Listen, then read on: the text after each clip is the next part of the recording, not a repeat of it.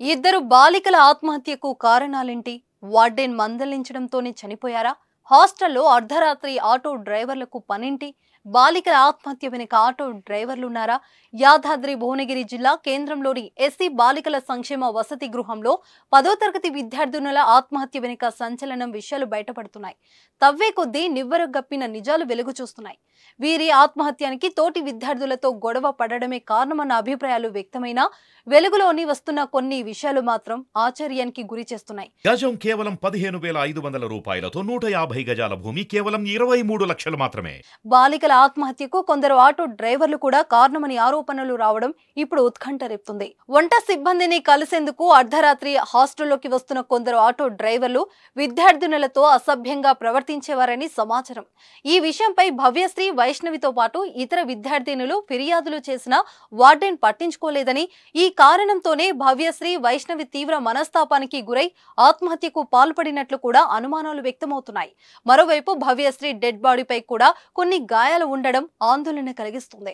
భవ్యశ్రీ కాళ్ళు, చేతులు, మెడపై గాయాలు ఉన్నట్లు కుటుంబ సభ్యులు ఆరోపిస్తున్నారు.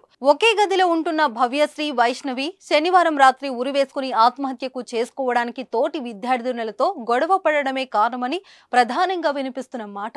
భవ్యశ్రీ, వైష్ణవితో ఘర్షణ పడిన ఇతర బాలికలు ఇచ్చిన ఫిర్యాదుపై హాస్టల్ వార్డెన్ శైలజ, పీఈటీ ప్రతిభ శనివారం ఉదయం కౌన్సిలింగ్ చేయడం, ఆ తర్వాత గంటల వ్యవధిలోనే ఇద్దరు ఆత్మహత్యకు పాల్పడడంతో అదే నిజమని పలువురు నమ్ముతున్నారు. కానీ బాలికల ఆత్మహత్య వెనుక బలమైన కారణాలు ఉన్నాయని అనుమానాలు వస్తున్నాయి.